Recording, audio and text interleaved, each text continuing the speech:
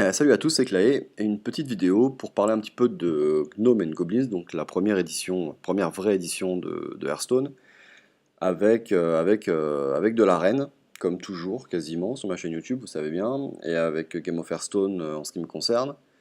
Aujourd'hui, je vais vous montrer une petite vidéo de ce qui s'est passé un peu aujourd'hui, puisque j'ai réussi à faire 12x back-to-back.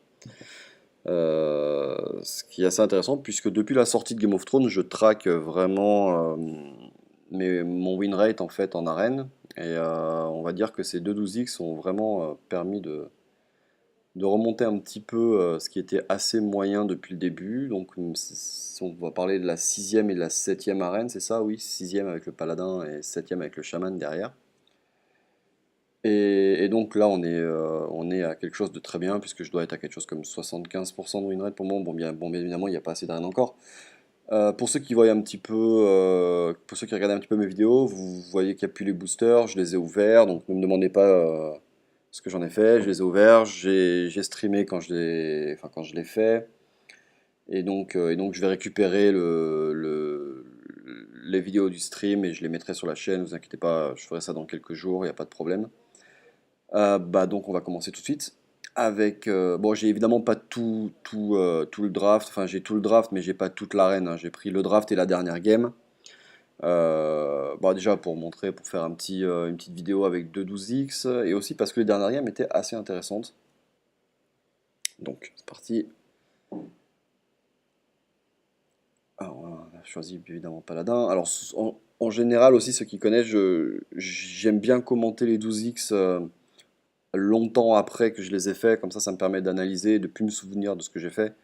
Bon là c'est un peu difficile étant donné que je les ai faits il y a quelques heures, donc je me souviens assez bien de ce que j'ai fait normalement. Donc là on a un premier pick avec trois très bonnes cartes, mais, euh, mais je décide de prendre le commandant d'argent parce que bon c'est aggro et que bon, de toute façon je pense que pardon, même le bombardier cinglé est très très bien, c'est une de mes cartes préférées en Gnome and Goblin. Mais bon, on prend la sécurité avec le commandant d'argent qui est toujours très bien. Donc, encore une fois, tous les autres pics sont ok. Bon, là, évidemment, on prend la championne. Je vais quand même aller assez vite sur les pics, hein. Normalement, si vous voulez plus de conseils, vous avez énormément de choix sur ma chaîne YouTube et bien évidemment sur plein d'autres. Bon, là, on prend un tour 2 bombardier fou. On peut parler un petit peu du tracker Gobelin qui est très très bien. J'aime beaucoup. Ça permet vraiment d'avoir l'initiative assez early dans la game. Mais bon, là on prend le bombardier fou que j'aime beaucoup. Bon, là on va prendre la rampante, il n'y a pas trop de problème. Bon, là on n'a pas trop le choix, on a deux cartes moyennes mauvaises à gauche, enfin très mauvaises même les deux. Donc on prend à droite qu'une nouvelle carte qui m'a servi un petit peu, mais c'est pas non plus génial. Ils auraient pu la mettre un petit peu différente pour qu'elle soit plus forte. Bon, évidemment on prend le Yeti là. Ah, là on a trois mauvaises cartes. On a trois mauvaises cartes, donc je me retrouve à prendre Rédemption en fait, si je me souviens bien. En espérant peut-être avoir un savant fou qui s'il meurt me fait prendre une carte, enfin me fait prendre un secret si jamais j'en ai pas d'autres. Mais on verra que ça s'est pas passé, donc je me suis retrouvé avec Rédemption tout le draft, enfin toute l'arène, mais bon, ça a quand même été. Là on n'a pas des cartes super, alors Abomination c'est une bonne carte, le problème c'est qu'avec Paladin vous allez souvent vous tuer vos jetons.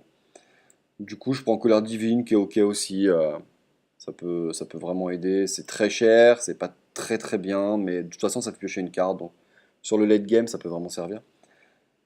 Là, on se retrouve avec un nouveau 3-2, un Murloc, donc on prend, c'est pas de souci.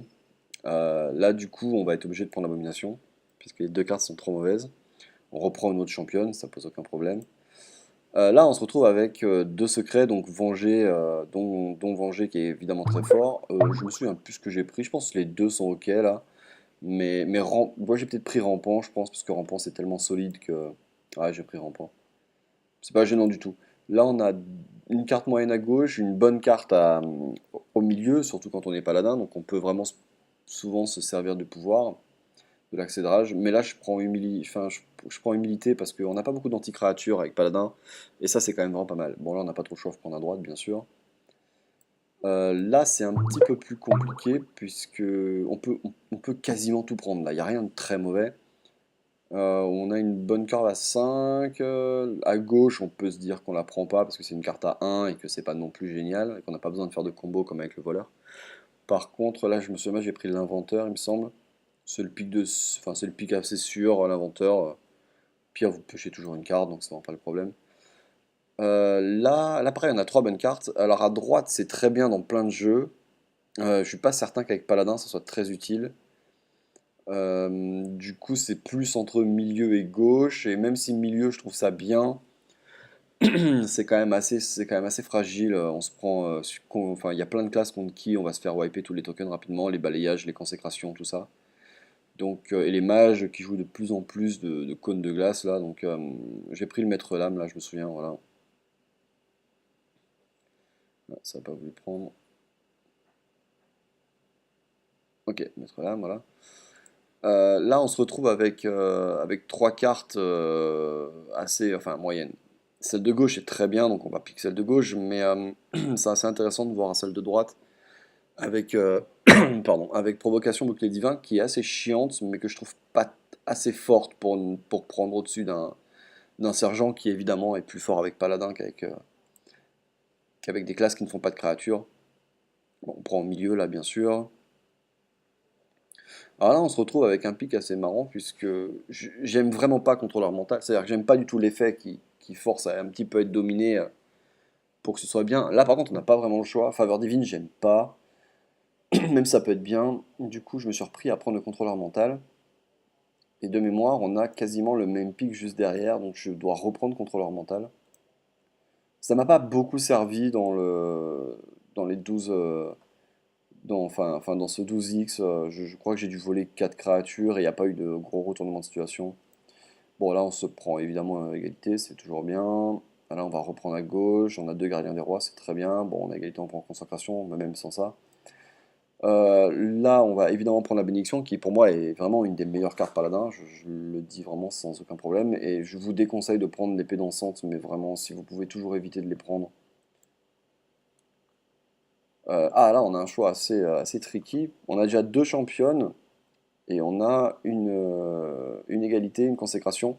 Bah là, faut vraiment, enfin, faut vraiment prendre pardon, la consécration qui va vraiment, vraiment bien combiner avec l'égalité qu'on a déjà. On a deux fois plus de chances de faire la combo du coup quand on aura l'égalité. Bon là, l'infiltrateur est très bien, mais bien évidemment on prend marteau qui est supérieur.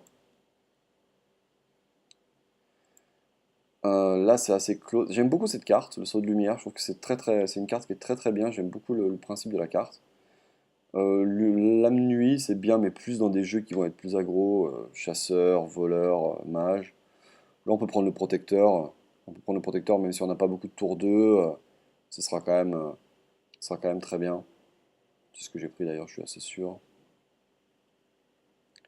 Ouais, je suis en train de regarder, je me souviens un petit peu de ce que j'ai fait. Je regardais, c'était pas super avantageux, mais bon, j'avais pas mal de tours 3, donc au pire. Là, on n'a vraiment pas des super pics. Bon, les cuillères est une des rares cartes à 1 qui est vraiment jouable, avec un point de vie et un point d'attaque, bien sûr.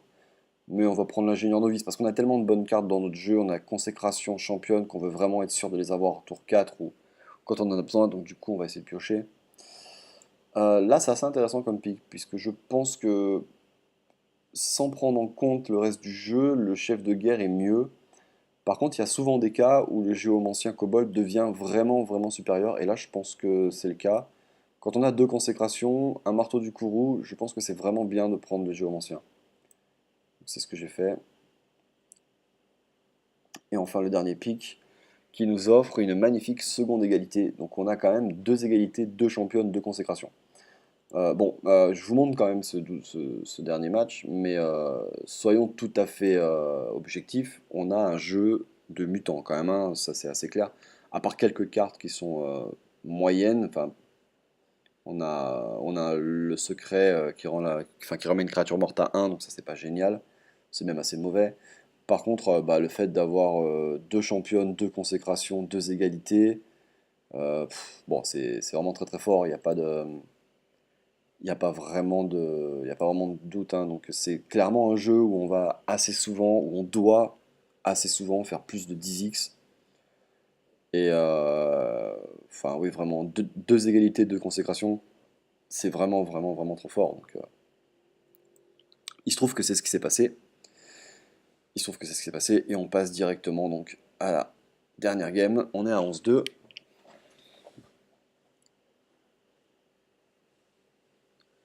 Et on va voir vraiment, c'est vraiment les games étaient intéressantes et les dernières se sont pas déroulées à sens unique de mémoire, pour ça qu'on va un petit peu regarder ça.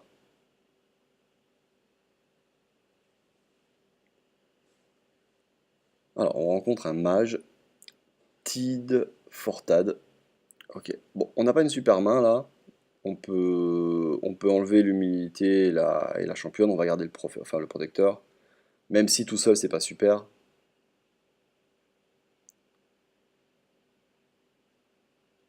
Bon, on va rien pouvoir faire à ce premier tour.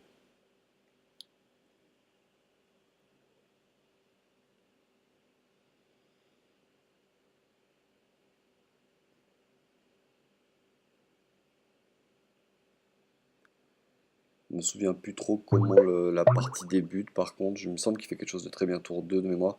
Bon, évidemment, là on fait l'ingénieur. Alors là, c'est vraiment intéressant parce que si on avait vraiment une main correcte avec un tour 3 prédéfini, un tour 4 prédéfini, j'aurais pas fait ça, j'aurais fait le token. Mais là, on a tellement besoin d'avoir un tour 3 qu'il faut absolument se mettre plus de chance de notre côté et piocher une carte pour vraiment, vraiment espérer avoir un tour 3 parce que là, c'est vraiment trop faible. On fait pas du tout un bon début là, et on pioche pas une bonne carte non plus. Bon, là, on est à 11x, et on est contre Mage, et il fait clairement un meilleur départ que nous, et donc on veut vraiment pas avoir un retard incroyable, donc il faut jouer, il faut vraiment poser ses créatures. Donc on fait le 2-2 bouclier sur la 1-1.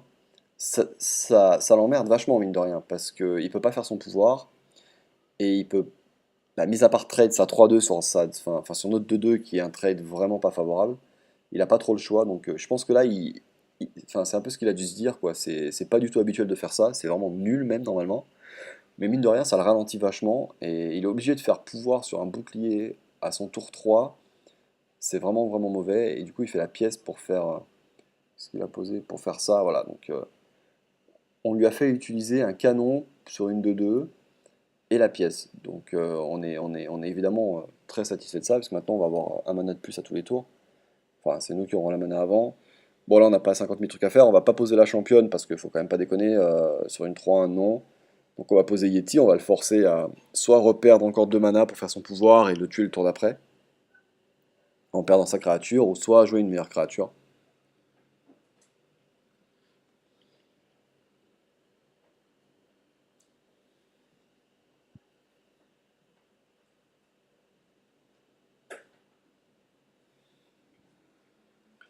Bon, bah, il décide de faire canon.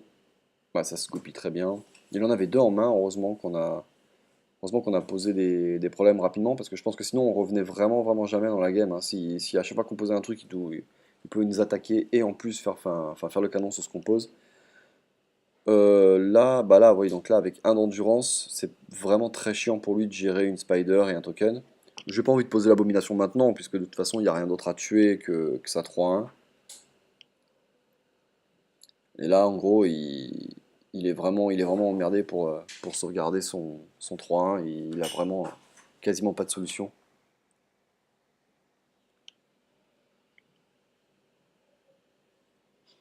Ah, d'ailleurs, il est en train de réfléchir à ça. Ça doit pas trop lui faire plaisir de voir ça, parce que c'est vraiment des merdes. Et mis à part poser un 3-6 provocation, un truc comme ça.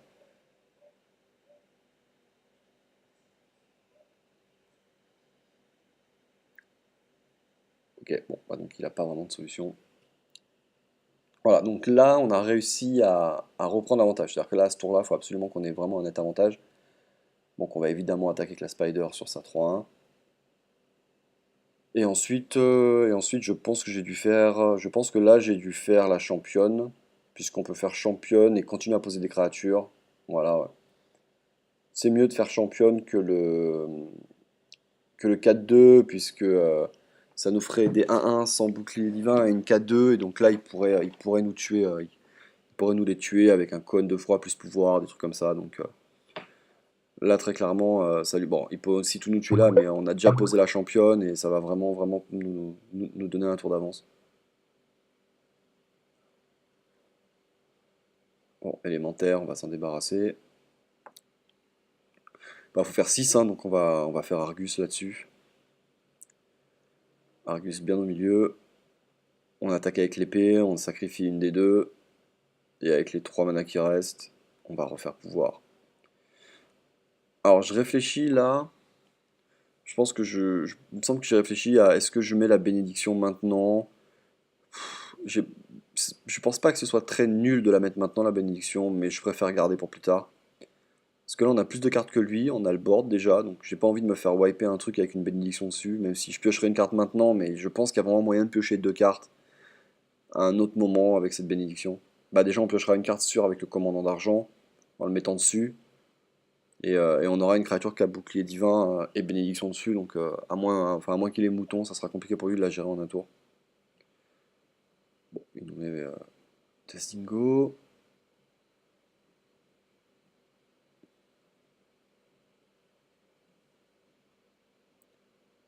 Bah, le Dazingo, on va s'en débarrasser avec. Là, par contre, on peut poser on peut poser le commandant là.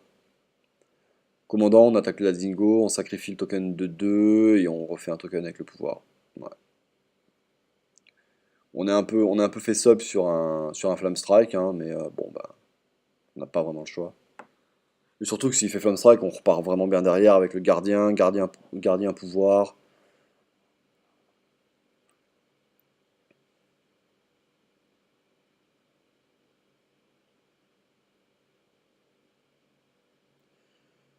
Ok, ok, c'était Blizzard, ok, d'accord. Je me souvenais plus ce qu'il faisait comme AE, mais c'était bien, ok, c'était bel et bien Blizzard. Bon, bah là, enfin, c'est vraiment pas très très grave, de toute façon. Du coup, on va poser le gardien quand même, hein. On pose le gardien, on fait pouvoir. Voilà.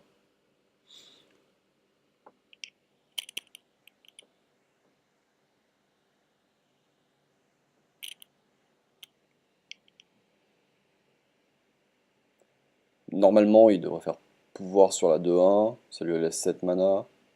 C'est compliqué sans boule de feu de gérer la 2, enfin la 5-6 là avec 7 mana. On pourra pas trop poser mieux comme créature.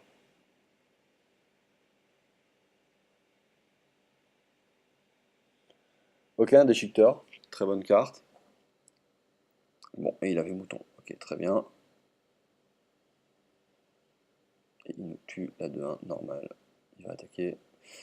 Ok, donc il attaque, très bien. Bon, bah donc là on a un play facile. On va déjà faire le. Alors est-ce que j'ai fait déjà le marteau sur la 4-3? Ouais, je pense que j'ai fait ça. J'ai dû faire le marteau sur la 4-3. Voilà. S'il y a une créature à 2 d'endurance qui pop, on peut faire consécration.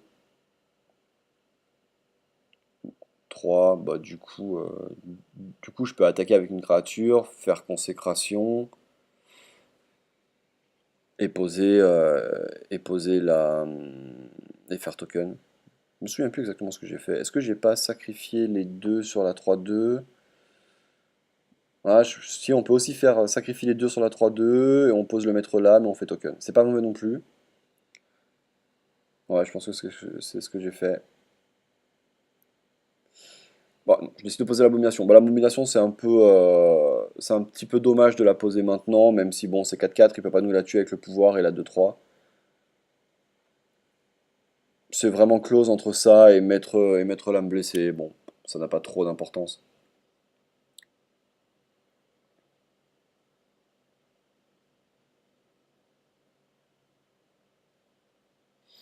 Alors, on peut voir que j'ai un bug graphique, ce qui va me forcer à redémarrer le jeu. Voilà.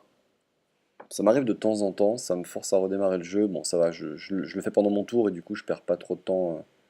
J'arrive toujours à garder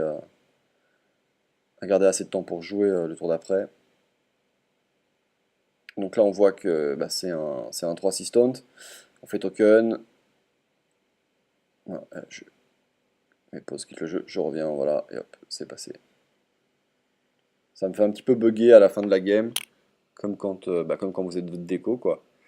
Mais bon, c'est pas très grave. Bon, voilà, donc là il fait Flamme Strike, il se débarrasse de tout. C'est un petit peu le problème en fait d'avoir joué cette abomination, c'est que du coup ça double wipe sur un Flamme Strike. Bon, c'est pas non plus très très grave. On a encore l'avantage. Bon là de toute façon on va faire mettre l'âme, token, et est-ce que c'est tout? Oui, on peut passer là. On peut passer. Bon, la partie est assez serrée quand même. On a quand même égalité consécration, donc au cas où il décide de poser plein de trucs, on sait qu'on va gagner cette partie s'il fait ça.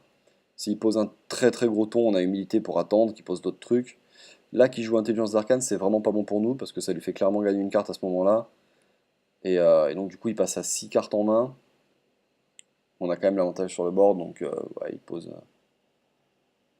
il pose un rampant et il va se débarrasser de notre maître lame avec son 2-1. Bon, on peut utiliser une égalité là. On va faire égalité, on va sacrifier notre jeton sur la 3-6 qui deviendra 3-1. Et on peut poser le purificateur, ça pose pas trop de soucis là-dessus. Purificateur et c'est bon.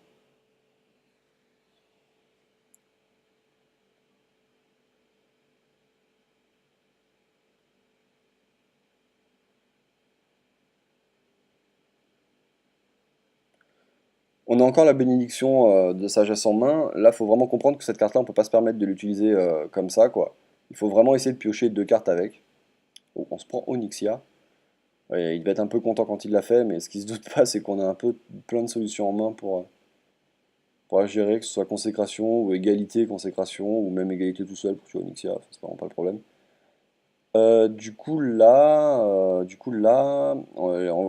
j'ai fait quelque chose que j'aime beaucoup, c'est-à-dire qu'on va faire égalité consécration, c'est à peu près sûr, et on va poser la bénédiction, et on va poser la bénédiction sur la créature la plus petite, puisque comme ça, il va devoir choisir entre nous laisser piocher une carte de plus ou prendre 4 points de dégâts de plus. Donc là, il faut faire bénédiction sur la 1-1, attaquer avec la 1, piocher, regardez ce qu'on a.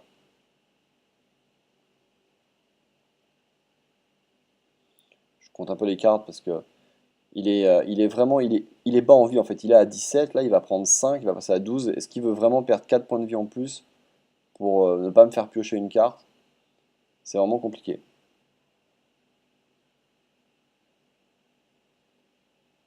Et là vraiment chaque carte compte à ce moment-là.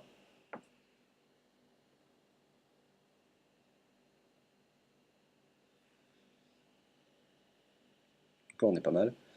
Bon, il pioche Drake Azur qui est vraiment pas une bonne nouvelle pour nous parce qu'à ce moment-là, quand vous êtes un peu limite en carte, bon là il était pas en limite en carte, mais bon il cherche une solution et il a une belle 4-4 qui peut bien bien nous embêter. Bon, il décide de garder des points de vie, donc ça c'est une bonne nouvelle pour nous.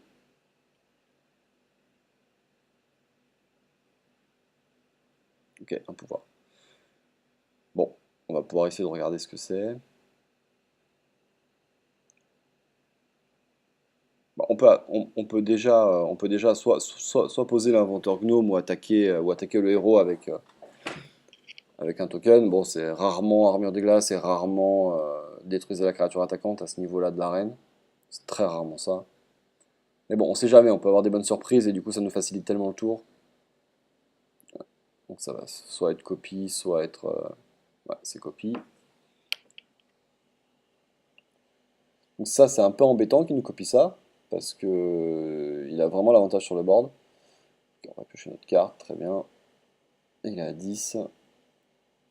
Bon, et là on peut poser contrôleur, rédemption, pouvoir. Ça paraît pas mal de faire ça. On peut aussi faire humilité sur la... Non, ça sert pas à grand chose de faire humilité sur le Drake. Ça sert à ce qu'il nous tue pas le 2-4, mais bon. Non, je pense que j'ai dû faire contrôleur et rédemption, c'est pas le problème. Après, si on fait... rédemption, je pense c'est sûr, faut le mettre. Contrôleur, on peut le garder. Ouais, contrôleur, on peut le garder. Bon. Parce que de toute façon, il risque pas de perdre de créature là. Donc il va sûrement en poser. Bon, il nous vole le secret. C'est pas très grave. Franchement, rédemption, on peut s'arranger pour ne jamais qu'il proc là dans ce cas de figure. Et il se débarrasse de notre 1-1.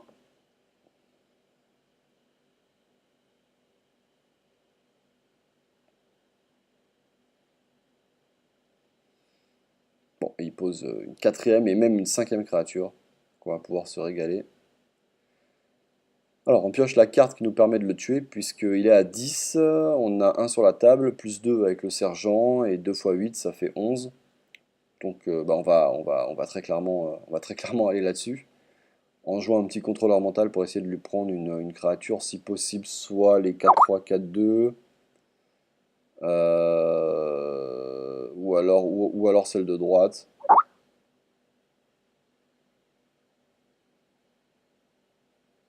Donc bon, voilà, bon, on a réussi à prendre le Drake, donc c'est bien, on attaque, il passe à 7, on va poser l'arme, on va attaquer, on le met en danger de mort imminente s'il a rien pour se sauver. Puis on gagne 2 points de vie, c'est très bien. On fait petit token là. J'hésite à faire humilité, ça sert vraiment à rien là de faire une des autres cartes, et non, là faut faire token. J'hésite, pardon, j'hésite vraiment parce que là ça se joue vraiment à. S'il a quelque chose, la partie peut être vraiment très très serrée. Mais il n'y a pas vraiment d'intérêt là. Il n'y a pas vraiment d'intérêt. Si on pose la 2-2, c'est tué par ces 2-3 de toute façon.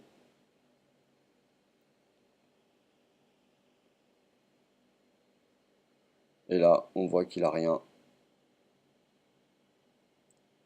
Il a rien pour gérer le coup de l'épée. Et donc, on fait ce premier 12x, 12-2 donc. Et donc j'ai enchaîné directement avec un autre draft et qui s'est tout aussi bien passé, voire même mieux, puisque j'ai fait 12-1. Et donc on va le regarder tout de suite. On va le regarder tout de suite. Hop, je fais une petite seconde. Je vais vous balancer ça. Hop là. Alors, allez, on va choisir chaman. Là.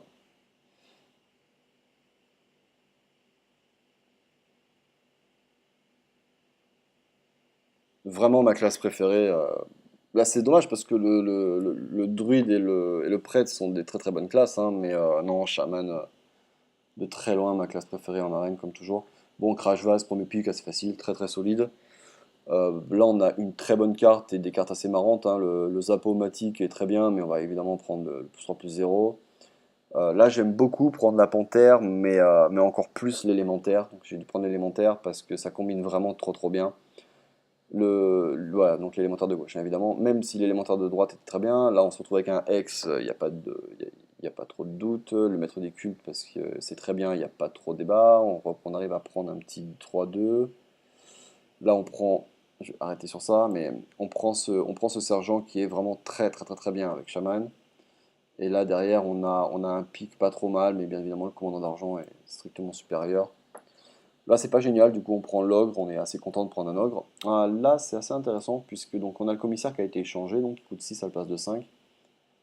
Et même si c'est très bien, et même si c'est encore mieux dans Chasseur, parce qu'on va souvent avoir des sorts, j'aime tellement ce totem de vague qui m'a fait gagner tellement de parties avant, et dans cette arène aussi. C'est tellement régulier de piocher 3 ou 4 cartes avec on le prend. Bon là, élémentaire, pas trop de problème, on va reprendre un Hex. Bon, là, c'est pas génial. Je prends à droite parce qu'on va souvent avoir des spells qui font des dégâts, voilà, comme éclair qu'on prend là. On reprend un élémentaire. On va reprendre une arme croc. Le char est pas mal, mais bon, c'est plus marrant que fort. On reprend un élémentaire encore. Là, on prend à gauche, bien sûr. Là, ça va être à droite. Voilà, les autres sont pas assez forts. Bon, là, l'explosion de lave qui est vraiment une très très bonne carte. C'est pas très dur. Alors là, alors, je prends évidemment le golem, qui est un des meilleurs tours 3 du jeu. Maintenant, on voit que notre courbe est assez dramatique, puisqu'on n'a pas de tour 2. Donc là, on est, bon, on est très content. On va toujours prendre le brasseur, évidemment. Et il va absolument falloir qu'on remplisse de tour 2. Donc bon, la hache fait un très bon tour 2, hein, y a pas de souci. Mais il en faut encore et encore. Par exemple, là, le défenseur d'Argus, qui est peut-être mieux que le pyromancien, mais on peut vraiment pas. Il sert à rien si on n'a pas de tour 2. Donc là, on prend un golem. On continue. Alors non, là, du coup, j'ai dû prendre le zapomatique. Bon, même si la hache, je préfère souvent avoir. Si jamais j'avais pas de hache déjà, je l'aurais prise. Mais là, ça nous fait un tour 2, donc on prend. Alors, on se retrouve avec un troisième ex ou prendre le totem. Bon, là, on va prendre le totem, je pense, parce que deux ex, ça suffit. Enfin, ça suffit. Plus on en a, mieux c'est. Les ex, c'est pas le problème. Mais là, le totem, ça rajoute vraiment un plus au truc, au jeu. Là, on a deux cartes moyennes, voire même mauvaises. Donc, on prend la chouette qui est toujours utile. De toute façon, même si ça reste jamais en jeu, mais c'est toujours utile. On prend le lob bomb, carrément une super carte. Et là, on reprend un autre crash vase. Et voilà. Donc, on a un très bon jeu. Mais avec ce jeu-là, vous pouvez très. C'est pas comme le paladin, quoi. Le paladin, si jamais je refais. Si vous me refaites jouer une arène, je vais très certainement faire 10 plus une fois sur deux et des 12x régulièrement.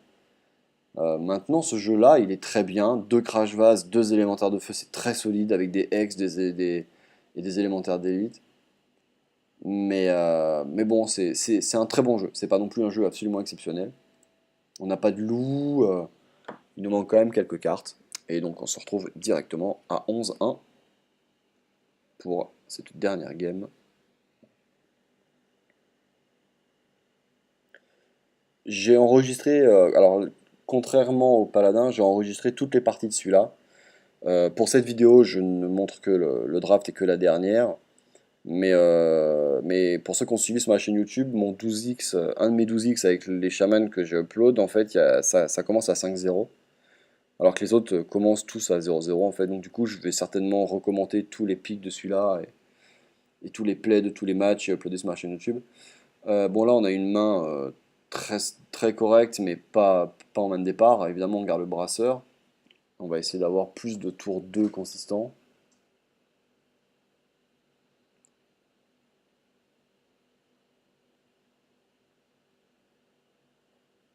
Bon, c'est pas super. Maintenant, on a quand même la fourche qui, euh, qui elle, est vraiment, vraiment, vraiment très, très forte. Waouh. Ok, alors on est assez content de voir ça. Le problème, c'est qu'en général, ça veut dire qu'il a le poison.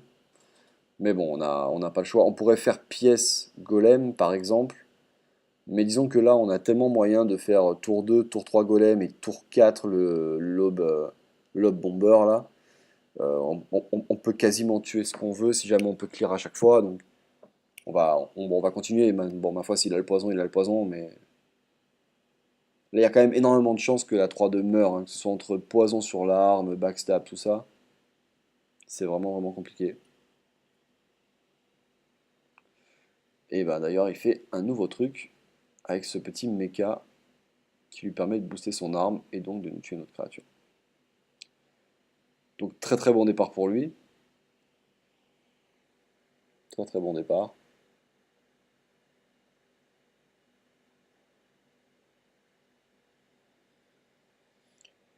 Voilà, donc là par exemple, c'est vraiment le genre de situation où on va faire pièce lob en fait, parce que grâce à une 3-3 qui coûte 5, on va tuer une 5-4, ce qui est vraiment incroyable. On va attaquer le golem avec, enfin sur la 3-2 et faire pièce lob là, vraiment. Il n'y a pas d'autre choix. Je me souviens de moi, je suis en train de réfléchir avec la fourche, mais non, non, c'est bien mieux de faire ça.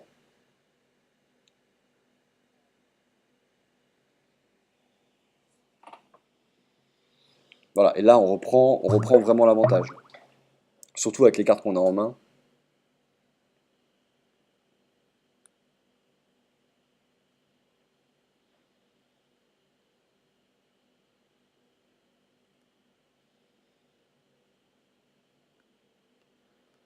On pose une goule et un worgen. Ça peut être embêtant. Par contre, il décide de pas attaquer. Oui, donc il attaque pas. Il tient. Il compte vraiment sur le fait que sa goule va mourir et faire un point de dégâts à tout. Bah, de toute façon, on n'a pas trop le choix. Alors là, je me souviens, j'ai vraiment hésité longtemps sur ce tour. Ça peut être intéressant de voir s'il y a mieux à faire que ce que j'ai fait, parce que je crois que j'ai attaqué avec le 3-3 tout simplement. Et que j'ai posé, non, et que j'ai dû faire, non, non, j'ai dû poser Crash Vase, me semble. Puisque là, en fait, avoir le Worgen 4-2, si on pose le Crash Vase, c'est pas très très gênant. Et ça peut nous aider le tour d'après s'il pose des créatures à 2 d'endurance pour faire une bonne fourche d'éclair. C'est intéressant ce tour-là, il est vraiment intéressant.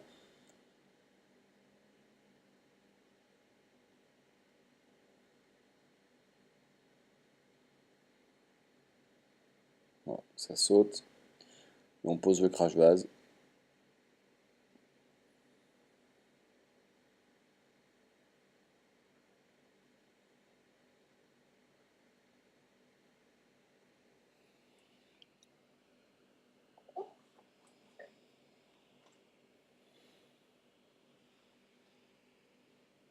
Bon, normalement, s'il a rien à gérer, enfin, s'il a rien pour gérer le crash vase, ce qui est quand même probable, hein. Bon, il peut avoir ça, puis il peut avoir plein de trucs, mais bon. Ça devrait vraiment être un tour génial pour nous le prochain. On devrait prendre vraiment. Ah bon, bah voilà, là c'est parfait, je me souviens. Et il décide de sacrifier son Worgen, donc du coup, ça va un petit peu nous simplifier la tâche,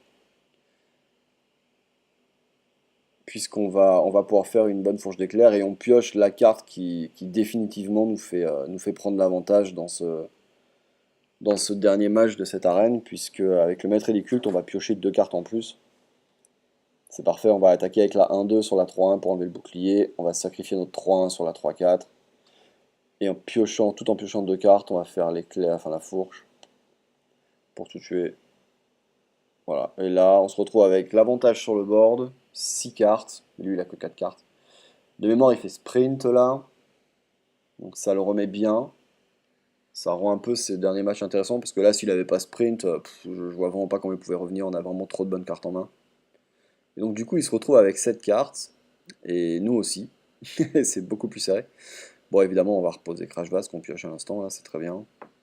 Doublement bien, puisqu'il il nous protège le 4-2, et s'il veut tuer des créatures, on piochera. Mais bon, là, il y a quand même forte chance qu'il ait pioché quelque chose pour nous tuer le. Ouais, voilà, un petit backstab. Ça coûte rien, c'est cadeau. Champion.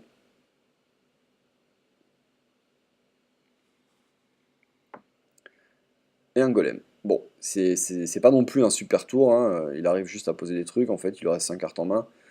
Donc là, il va falloir qu'on gère. Alors là, c'est le tour où je vais faire pause en fait. Je vais faire pause parce que c'est clairement le tour que je voulais absolument review en fait, et c'est pour ça aussi que je fais ces vidéos. Parce qu'alors là, si quelqu'un est capable de me trouver le meilleur play possible, je vais prendre un screenshot. Je suis à la recherche du meilleur play possible à ce moment-là. Bon, sachant que évidemment dans le feu de l'action, quand vous avez quelques secondes pour réfléchir, c'est vraiment pas simple de se dire. Parce que là, on a absolument tout. On a le golem, le pyromancien, on a les spells, on a ça. Donc bon, il y a toujours la solution de facilité qui est, bon bah voilà, on pousse ça, on tue la 4-4. Si quelqu'un est capable de me trouver mieux, je suis preneur. Ou en tout cas différent et avec des très bons trucs, parce que là en gros, je pense pas que ce soit le meilleur play possible. J'ai dû poser le log en magie, non, ouais, quand même. Mais voilà, on va un peu essayer de discuter de ça si quelqu'un trouve mieux.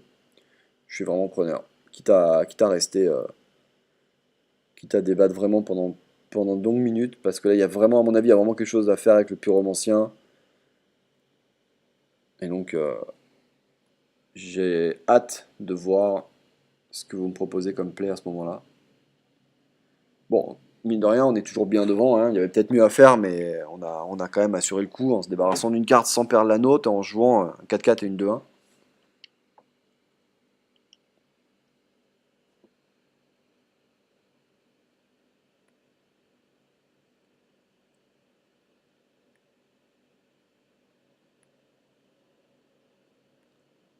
Bon, trahison qui, du fait qu'on ait bien passé les créatures, n'est pas trop grave. Argus, ça c'est plus embêtant, même s'il a toujours pas assez pour nous tuer la 4-4 sans faire son arme. Il a 20 quand même, donc faut qu'il fasse un petit peu attention. Mais bon, il s'en débarrasse, il attaque. Non, il attaque le 2-2. Ok, très bien.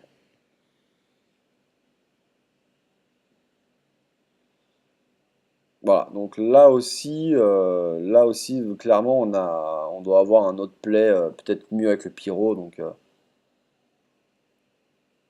je prends vraiment la solution de facilité là. Il vaut mieux que je fasse éclair sur la 3-2 pour attaquer ensuite une 2-3. Comme ça, mon ogre n'a perdu que 2 points de vie et pas 3. Voilà, c'est ça, faut faire ça. Plutôt, voilà, plutôt le 2-3. Au cas où si le remonte en main, je préfère 100 fois me reprendre un golem qu'Argus. On passe là.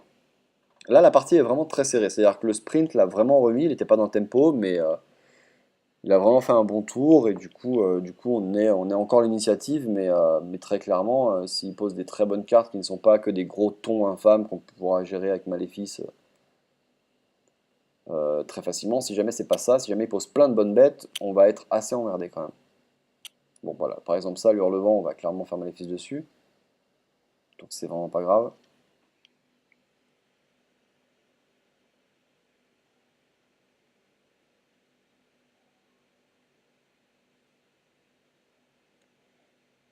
Il a plus que 3 cartes en main, ça, c'est très important. Il décide de faire backstab et il attaque, donc il passe à 14 et il va se débarrasser de l'ogre. Voilà, donc il garde son champion.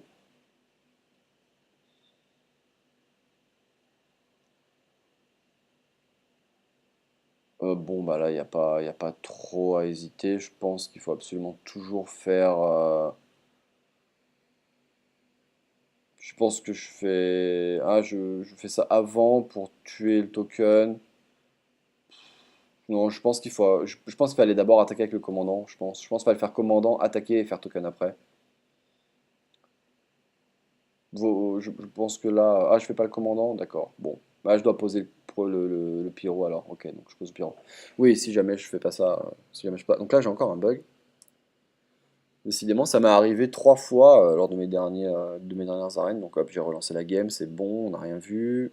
Donc c'est à lui de jouer, voilà. Oui, évidemment. Donc, bon, je pensais, je sais pas, là, comme ça, j'aurais plutôt joué le commandant, mais c'est vrai que bon, bah, jouer le pyro, c'est assez safe. Il peut plus trop attaquer avec son arme, là, de toute façon, c'est vraiment ce qu'il faut se dire. En tout cas, ça serait vraiment suicidaire pour lui d'attaquer avec l'arme sur la 3-2 et de la mettre à 1 endurance. Bon, et là, c'est clairement le play qui va nous faire gagner, puisqu'il se commit complètement sur sa 7-4. Et évidemment, avec ce qu'on a en main, c'est pas le play le plus dur qu'on ait eu à faire. Alors toujours pareil, hein, on va plutôt faire token pour essayer d'avoir plutôt la taunt là. Bon, on a la régénération, tant pis. Mais on n'a pas besoin de poser ce qu'on a en main. Surtout quand il a une arme 4-1 qui peut faire déluge de lame, enfin pas déluge de lame, mais sacrifier l'arme et fait autant de points de dégâts, donc on va pas trop se commit. Il passe à 7 et là, avec ses 2 cartes en main, c'est plus l'agonie qu'autre chose. Et on pioche la carte qui va clairement le kill. Bon, on s'enflamme pas, on tente pas le rush, hein, on clear ça 3-2, on reprend carte advantage. De toute façon, là, quand il a plus que 2 cartes, c'est quasiment mort. On craint même pas L de mort, c'est incroyable. Même s'il fait L de mort, on est devant, quoi. Bon, en tout cas, voilà. C'était un petit 12x, 12-2, 12-1 back-to-back. Et bon, bah, de toute façon, hein, je continuerai à poster. Vous me retrouvez 3 soirs par semaine en streaming sur Game of Hearthstone. Je pense que vous commencez un petit peu à connaître à force. Et on stream évidemment pour ma part, uniquement de l'arène avec GNG. Et on va en faire une centaine assez rapidement pour voir un petit peu le win rate en espérant s'approcher le plus possible des 75% de game gagné. Ce qui est le plus haut pourcentage quasiment des meilleurs joueurs d'arène. Voilà, il abandonne. En vous rappelant évidemment que la vidéo des 300 packs, des 295 packs sera bientôt disponible. Donc n'hésitez pas à regarder régulièrement ma chaîne YouTube ou d'aller sur le site Game of Hearthstone.